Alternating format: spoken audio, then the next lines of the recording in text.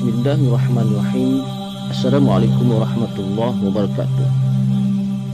Para penonton sekalian, kita telah ketahui bahawa Nabi Musa alaihissalam adalah termasuk di antara nabi-nabi ulul azmi yang Allah utuskan ke atas muka bumi ini. Nabi Musa adalah satu-satunya nabi yang boleh bercakap terus dengan Allah Subhanahu wa taala. Setiap kali dia hendak bermunajat, Nabi Musa akan naik ke bukit Tursina. Di atas bukit itulah dia akan bercakap dengan Allah. Nabi Musa sering bertanya dan Allah akan menjawab pada waktu itu juga. Inilah kelebihannya yang tidak ada pada nabi-nabi yang lain. Suatu hari Nabi Musa telah bertanya kepada Allah, "Ya Allah, siapakah orang di syurga nanti yang akan berjiran dengan aku?"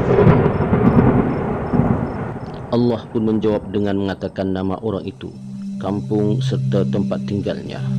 Setelah mendapat jawaban, Nabi Musa turun dari bukit Tursina dan terus berjalan mengikut tempat yang diberitahu. Setelah beberapa hari di dalam perjalanan, akhirnya sampai juga Nabi Musa ke tempat berkenaan.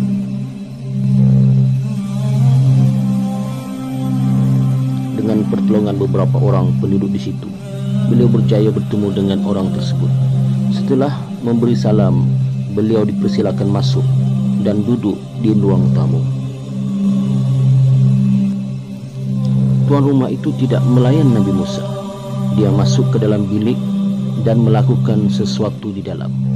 Sebentar kemudian dia keluar sambil membawa seekor babi betina yang besar. Babi itu didukungnya dengan cermat. Nabi Musa terkejut melihatnya.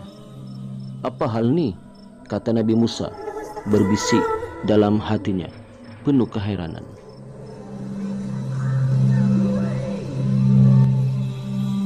Babi itu dibersihkan, dimandikan dengan baik. Setelah itu babi itu dilap sampai kering serta dipeluk cium, kemudian dihantar semula ke dalam bilik. Tidak lama kemudian dia keluar sekali lagi dengan membawa pula seekor babi jantan yang lebih besar.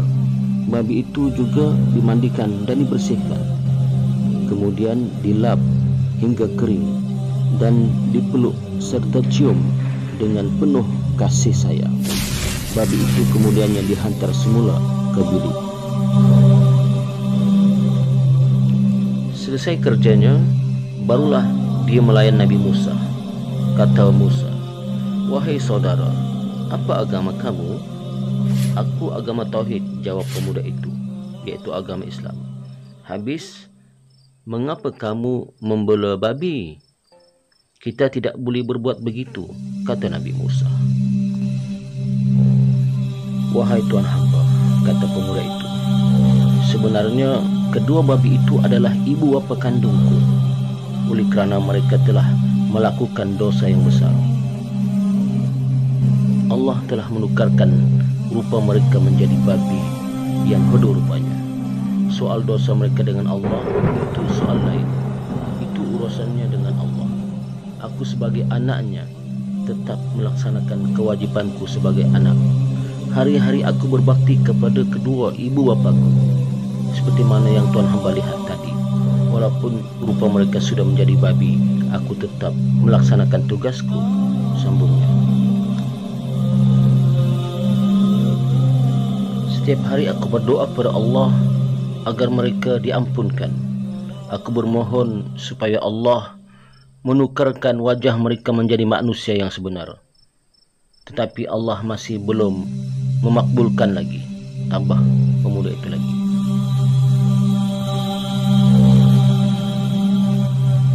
Maka ketika itu juga Allah menurunkan wahyu kepada Nabi Musa alaihissalam.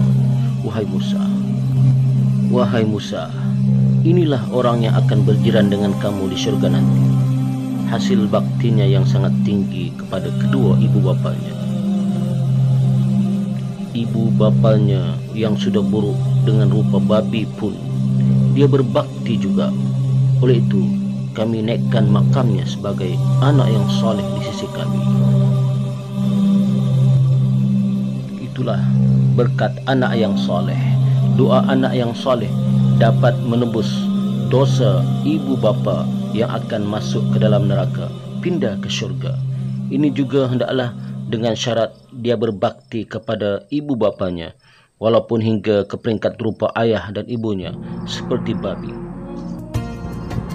Mudah-mudahan ibu bapa kita mendapat tempat yang baik di akhirat kelak. Amin ya rabbal alamin. Allah juga berfirman lagi yang bermaksud, oleh kerana dia telah berada di makam anak yang soleh di sisi kami, maka kami angkat doanya. Tempat kedua ibu bapanya yang kami sediakan di dalam neraka telah kami pindahkan ke dalam syurga.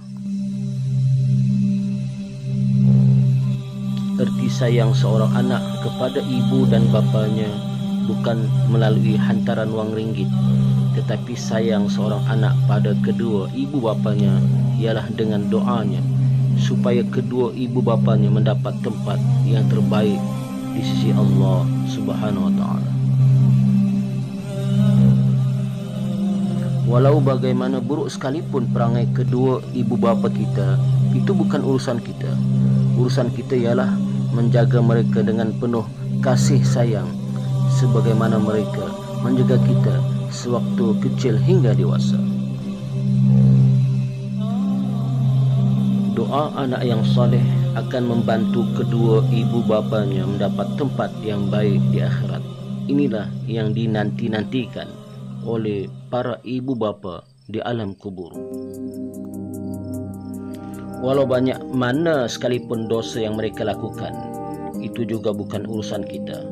Urusan kita ialah meminta ampun kepada Allah Subhanahu wa taala, supaya kedua ibu bapa kita diampuni oleh Allah Subhanahu wa taala. Wallahu alam. Moga-moga kisah ini dapat memberi manfaat pada kita bersama. Assalamualaikum warahmatullahi wabarakatuh.